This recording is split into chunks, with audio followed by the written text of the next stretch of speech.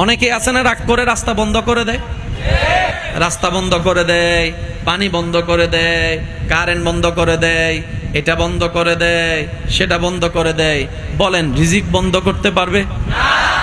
এই পয়েন্ট, এই জায়গায় যদি আমরা একটু বুঝতে পারি তাহলে হিংসা অর্ধেক শেষ। আওয়াজ দিয়ে বলেন, যার রিজিকে যেটা আছে সেটা যদি সমুদ্রের তলদেশেও থাকে একদিন না একদিন সে পাবে কি পাবে না? আর রিজিকে যদি না থাকে, চোখের সামনে হাতের নাগালে থাকলো সে কখনো পাবে? এই বিশ্বাস যাদের আছে, আপনি রাস্তা বন্ধ করে দিচ্ছেন কেন? তার জন্য এমনও তো হতে পারে সে আপনার বন্ধ করা রাস্তার উপর যদি রবের উপর সন্তুষ্টি থেকে ধৈর্য ধরার মতো ধরতে জানে, আল্লাহ তার তকদিরে এরকম 10টা রাস্তা কিনার তৌফিক তাকে দান করে দিবেন। এরকম মানুষ আপনাদের এলাকায়, আমার মাইকের আওয়াজ শুনছেন এমন অনেক ভাই বোন আছেন, হয়তো আমার সাথে একমত হবেন। একটা সময় জীবন এমন গিয়েছে, এক বেলা খাবার জুগাইলে আরেক বেলা নিয়ে টেনশন করতে হতো। আজকে সে ভাইয়ের ঘরের মধ্যে দেখেন বাজারের অভাব নাই, ফ্রিজ ভর্তি বাজার আছে, পকেট ভর্তি টাকা আছে। জিজ্ঞেস করুন, উনি বলবে আমি পরিশ্রম করেছি, রবের উপর ভরসা রেখে করেছি। সুবহানাল্লাহ। আমি কখনো হার মানি নাই, আমি কখনো ব্যঙ্গে যাই নাই। জীবনের প্রত্যেকটা পরিস্থিতিতে আমি আলহামদুলিল্লাহ বলে রবের শুকরিয়া করে করে রবের উপর সন্তুষ্টি রেখে চোখ বন্ধ করে পথ চলতে গিয়েছি। আমার রাস্তা বন্ধ করে দেয়নাওয়ালা রাস্তা বন্ধ করে দিয়েছে, পানি বন্ধ করনেওয়ালা পানি বন্ধ করেছে, কিন্তু আমার ধৈর্য আমাকে এমন মকামে পৌঁছায় দিয়েছে, বন্ধকারীরা নিচে পড়ে আছে, এখন আমাকে আল্লাহ তাদের উপরে তুলে দিয়েছে।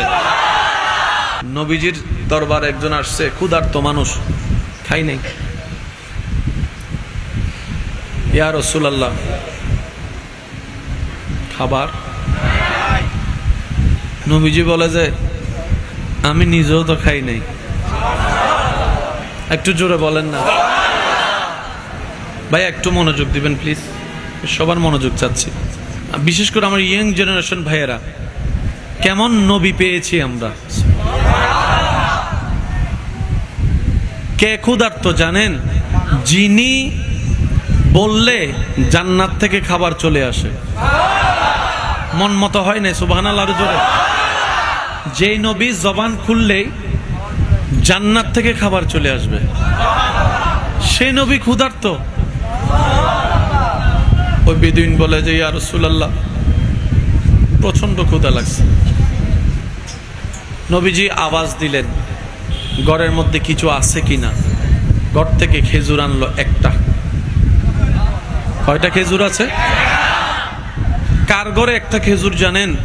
আল্লাহ যাকে কুল কায়নাতের সম্পদের মালিকানার চাবি দান করেছেন ওনার ঘরে। ভাবা যায় বিষয়টা, যাকে আল্লাহ যা মন চায় তা নিতে পারবে, উনি একটা ঘরের মধ্যে খেজুর আছে। সুবহানাল্লাহ। যুবক ভাইরা, আমি যে দিকে আপনাদেরকে নিতে চাচ্ছি একটু খেয়াল করেন। নবীজি ওই খেজুরটা ওনাকে দিলেন, আর একটু জোরে। উনি খেজুরটা নিয়ে চোখের পানি ছেড়ে নবীকে দিয়ে বলে, ইয়া রাসূলুল্লাহ আপনিও তো কিছু খান নাই, আপনি খান। নবী বলে যে আপনি খান, উনি বলে আপনি খান। তো নবী রাহমাতুল্লিল আলামিন একটুখানি খেলেন, একটুখানি খাওয়ার পরে ওনাকে দিলেন। উনি ওটা খেলেন, খাওয়ার পরে উনি বলে কি খেজুর খেলাম, একটা মাত্র খেজুর, কিন্তু এমন ভাবে পেট ভর্তি হয়েছে আমার কয়েকদিন আর বেশি খাবার প্রয়োজনই হয় না। আপনাদের জানা আছে সে সাহাবার খেজুরের থলির কথা। নবী যেখানে দোয়া করে দিয়েছেন, দীর্ঘ অনেক বছর চোখ বন্ধ করে হাত ঢুকাতো, ওখান থেকে যা উঠতো দিতে থাকতো, থলির মধ্যে খাজুর কখনো শেষ হয় নাই। সুবহানাল্লাহ। সকলেরই জানা আছে আবু হুরায়রা রাদিয়াল্লাহু তাআলা আনহু সেই দুধের ঘটনা। এক গ্লাস দুধ, ক্ষুধার্ত 70 জন, 71 জন, 72 জন। নবীজির দরবারে যখন হাদিয়া এক গ্লাস দুধ আসলো, নবীজি বললেন, আবু হুরায়রা তুমিও ক্ষুধার্ত, আমিও ক্ষুধার্ত, তবে আমার কিছু আশেক পাগল আসহাবে সুফফা ওখানে ক্ষুধার্ত হয়ে পড়ে আছে, একটু তাদেরকে দিয়ে আসো। আবু হুরায়রা রাদিয়াল্লাহু তাআলা একবারও চিন্তা করলেন নাই 70 জন মানুষ এক গ্লাস দুধ দিয়ে 70 জন মানুষের এক গ্লাস দুধ দিয়ে কেমনে কি হবে, কার কয়জনের পেট ভরবে চিন্তা করে নাই। নবী হুকুম দিতে দেরি, আবু হুরায়রা রাদিয়াল্লাহু তাআলা যাইতে দেরি করে নাই, যাইতে দেরি করে নাই। আমরা কল্পনার জগতে প্রশ্ন করলাম, 70 জন ক্ষুধার্ত, একটা গ্লাস দুধ, হাউ ক্যান পসিবল? এটা তো কোনোভাবেই সম্ভবপর নয়। একডুক একডুক খেলেও তো 70 জন এক গ্লাস দিয়ে কভার হয় না।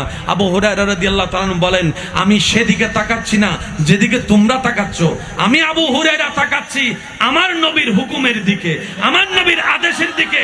আমার এত কিছু চিন্তা করার দরকার নাই, কারণ আমি আবু হুরায়রা জানি, ওয়ামা ইউনতিকু আনিল হাওয়ায়ে ইন হুয়া ইল্লা ওয়াহয়ুন ইউহা। আমার নবী আল্লাহর হুকুম ছাড়া একটা কথাও বলে না, একটা কথাও বলে না। আল্লাহ হুকুম দিয়েছেন, নবী বলেছেন, সুতরাং বরকত দেনওয়ালা আল্লাহ, আমার চিন্তা করার দরকার নাই। নবী আদেশ দিয়েছেন, আবু হুরায়রা এক গ্লাস দুধ নিয়ে যাও। আমি গেলাম, খাওয়াতেই শুরু করলাম। আল্লাহর কাছে বান্দা যত চাইতে থাকে, রব্বুল আলামিন তত বেশি খুশি হতে থাকে। কিন্তু এখানে একটা কথা আমাদের মনে রাখতে হবে, শ্রদ্ধার সাথে বলি, অনেক সময় দেখবেন রব্বুল আলামিন আমাদের চাওয়া দোয়াটাকে আল্লাহ আমাদেরকে দান করেন না। আমরা যা চাই আল্লাহ আমাদেরকে দেন না। মনে রাখবেন, উম্মতের রাসূলের কোনো দোয়া বিফলে যায় না। আর একটু জোরে বলি, রব্বুল আলামিন দোয়াটাকে সেভাবেই কবুল করলে আমাদের জন্য কল্যাণ হয়ে যাবে। হয়তো আপনি যা চাচ্ছেন রব্বুল আলামিন দিয়ে দিবেন, হয়তো আপনি যা চাচ্ছেন তার চাইতে বেটার দেওয়ার জন্য রব্বুল আলামিন রেখে দিবেন।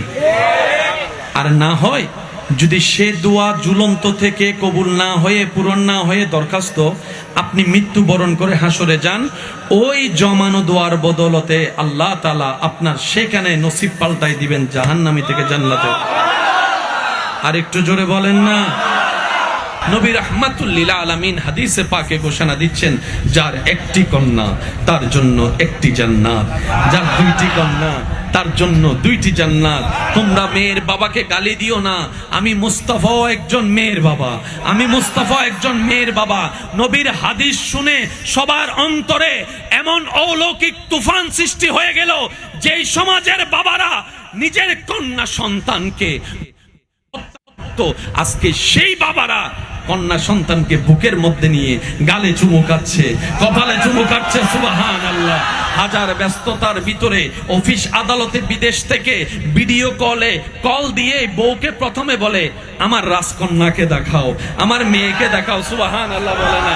মামারা বাগ্নির জন্য পাগল হয়ে আছে, চাচারা বাতিজির জন্য পাগল হয়ে আছে, নিজের ভাইয়ের ছেলেকে, ভাইয়ের মেয়েকে নিজের মেয়ের মতো ভালোবাসা শুরু করেছে।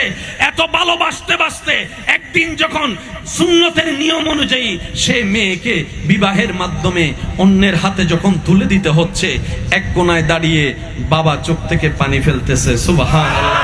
একদিকে দাঁড়িয়ে ভাই চোখের পানি ফেলছে, বড় ভাইয়ের চোখের পানি, ছোট ভাইয়ের চোখের পানি, চাচার চোখের পানি। কিরে পুরুষ জাতি মেয়ের জন্য এত ভালোবাসা শিখলা কিভাবে? নবী মুস্তাফা রাহমাতুল লিল আলামিন শিখিয়ে দিয়েছেন। আল্লাহু আকবার।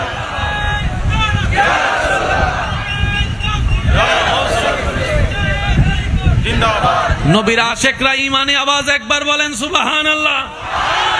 হয় নাই, হয় নাই, আরো জোরে বলেন সুবহানাল্লাহ। মাদের আকুতি, আল্লাহ একটু দয়া করো না, আমার পেটে যারা রাখছি সে যদি আমার সাথে এরকম বেয়াদবি করে, মন তো মানে না। আল্লাহ একটু দয়া করো না, আমার নিজের ছেলে আমার উপর অত্যাচার করতেছে, আমার তো মন মানে না। যাত্রার সামনে যা তা কথা বলে। নবী এসে বললেন, মায়ের পায়ের নিচে সন্তানের বেহেশত।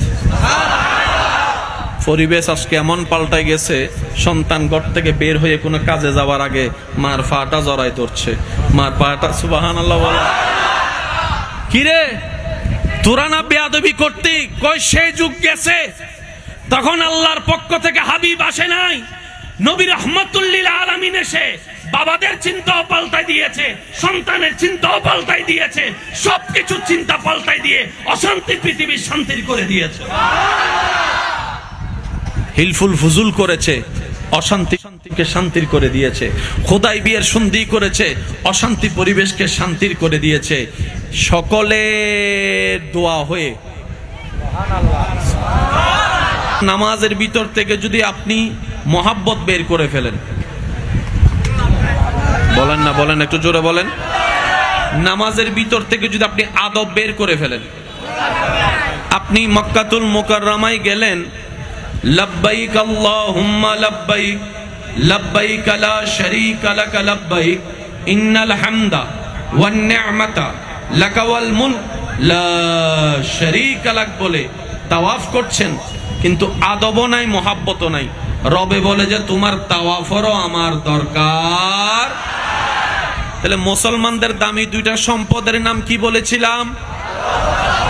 সবাই বলেন, 1 নাম্বার, 2 নাম্বার। এই সূত্রটা সব সময় মাথায় রাখবেন। ইসলামের প্রত্যেকটা কাজে এই দুইটা জিনিস আছে। স্বামী স্ত্রীর যে সমস্যার কারণে সংসার অশান্তি হচ্ছে, এই সমাধানও আল্লাহ পাকের দয়ায় এই দুইটার ভিতরে আছে। সেটা কি? প্রত্যেকটা স্ত্রী যদি স্বামীকে আদব করা শুরু করে, প্রত্যেকটা স্বামী যদি স্ত্রীকে মায়া মোহাব্বত করা শুরু করে, 80% সাংসারিক ঝামেলা এখানেই শেষ হয়ে যাবে। এবার ইসলামকে যখন আপনি প্রশ্ন করবেন, আমার ঘরে 2টা ভাই, একটা বড় আর একটা ছোট, কার দায়িত্ব কি? ইসলাম উত্তর দেয়, বড়রা ছোটদেরকে স্নেহ করবে, ছোটরা বড়দেরকে সম্মান করবে। ইসলাম কিন্তু বলে নাই ছোটরা বড়দেরকে স্নেহ করবে। ইসলাম বলছে বড়রা ছোটদেরকে স্নেহ করবে। একটু কষ্ট করে উত্তরটা দিবেন। বড়রা ছোটদেরকে স্নেহ করবে, ছোটরা বড়দেরকে। আপনি যদি ঠান্ডা মাথায় খেয়াল করেন, দেখবেন ছোটরা সবসময় আদর খোঁজে। একটু জোরে বলেন না। এটা আপনার বাগিনা হোক, আপনার বাগনি হোক, আপনার বাইস্তা হোক, ছোট বাচ্চা সবসময় দেখবেন ছোটরা আদর খুঁজে, মায়া খুঁজে, ভালোবাসা খুঁজে। আর বড়দের অন্তরের চাহিদা হচ্ছে শ্রদ্ধা, বড়দের অন্তরের চাহিদা হচ্ছে সম্মান। এই বিষয়টা কেউ নোট না করলেও ইসলাম ঠিকই এই বিষয়ের দিকে ফোকাস দিয়ে পৃথিবীকে শান্তি করার জন্য, পৃথিবীকে শান্তিময় করার জন্য পরামর্শ দিয়ে দিলেন। বড় যারা আছো, ছোটদেরকে স্নেহ করতে থাকো, ছোটরা বড়দেরকে ইজ্জত দিতে থাকো, সম্পর্ক সুন্দর হয়ে যাবে, পরিবারও আলোকিত হয়ে যাবে, দেশটাও সুন্দর হয়ে যাবে। বলেন সুবহানাল্লাহ। আল্লাহু আকবার।